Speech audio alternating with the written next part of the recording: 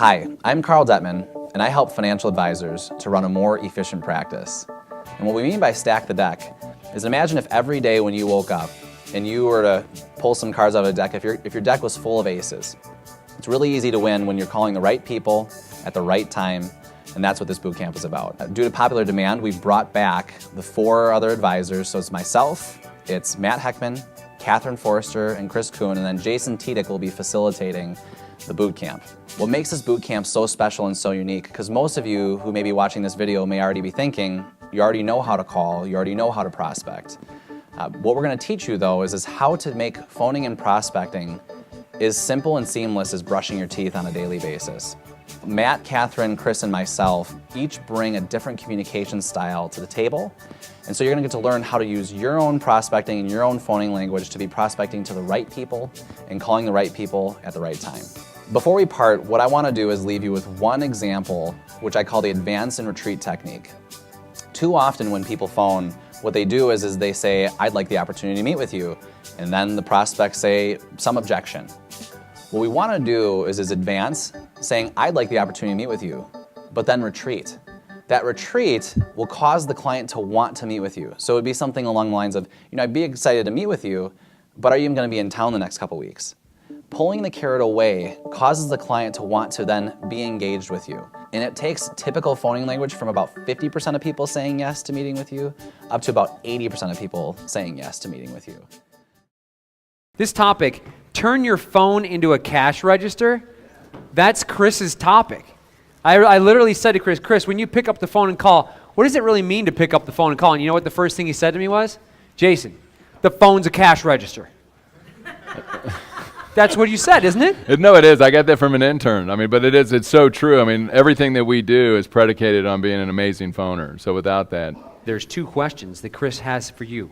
Take a look at this. Does that person you just called care where you go in life? Number 2, do they care if any of your dreams come true?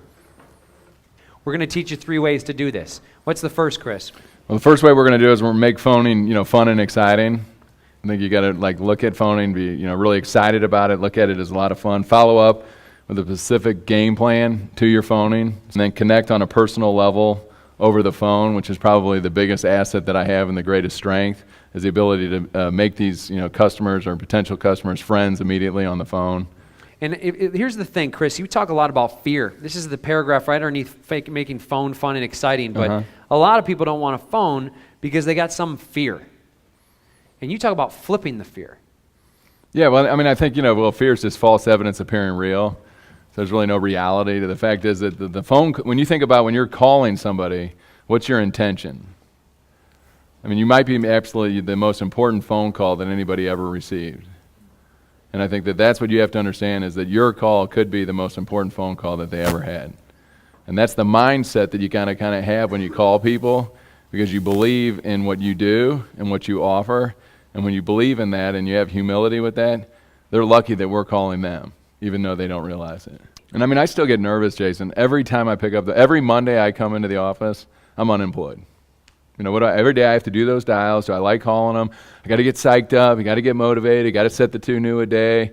It's not like I just walk in and I'm like, "Oh, let's go. I love the phone, Jason." No. But see, it's kind of like the common denominator of success, which was written by Earl Grey back in 1941. And what he said was that the difference between the successful financial rep and the unsuccessful financial rep is that the successful rep will habitually do the things that the other person can't or isn't willing to do. And the first thing they do, bottom of 193, is they get themselves in the right mood to phone. What do you do to get yourself in the right mood? Well, the first thing I do is I get out of bed in the morning. I usually hit my knees, first thing before my feet even hit the ground. I like to say a few prayers. I like to go work out. So running was something that I did for years. I like to get the endorphins going. I think it's a great thing. Now I like to get in the gym. I like to pump some iron. I like to get with my trainer, get some guns going, squat some weights. It sounds kind of silly, but it's kind of addicting, and I enjoy doing that. It relieves the stress, and I think about my day, that what I'm getting to. Then I get back. I like to call my favorite person. I go by Starbucks. I always get the Venti Red Eye, shot of espresso in it, get in my car. I've got a good CD going from Success Magazine, getting my mind right, walk in to my office, and I'm already fired up, ready for my day, watching people come by. I listen to something on the radio that stimulates my imagination.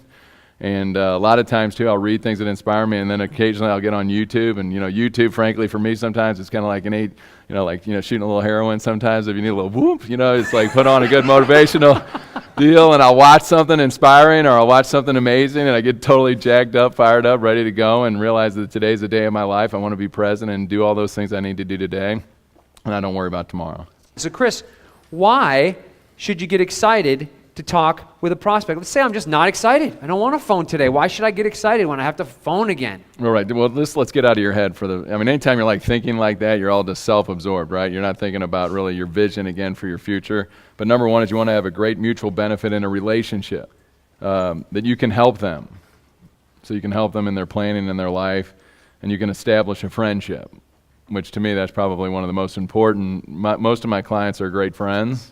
If you're not Chris Kuhn, you don't have this natural energy, excitement, and confidence on the phone, how do you get it? 2 suggestions for you. If you're a fascinator, inspirer, performer, number 1, pull up the prospect's picture on LinkedIn or Facebook so you can look in their eyes when you talk to them. That's what he does. Number 2, walk around while you call. Page 196 at the bottom. You're going to offend some people. And Chris, you're suggesting that you see every call as an opportunity to grow. This is such a cool concept. Can you talk about what this means? Well, yeah, the opportunity to grow, because every time, we're going to offend somebody. If you're really living a life that's worthwhile, you're probably going to offend some people. Today, even some people love me and some people don't like me. If you go through your life worrying about those things, you're probably not really living your true self, your true life.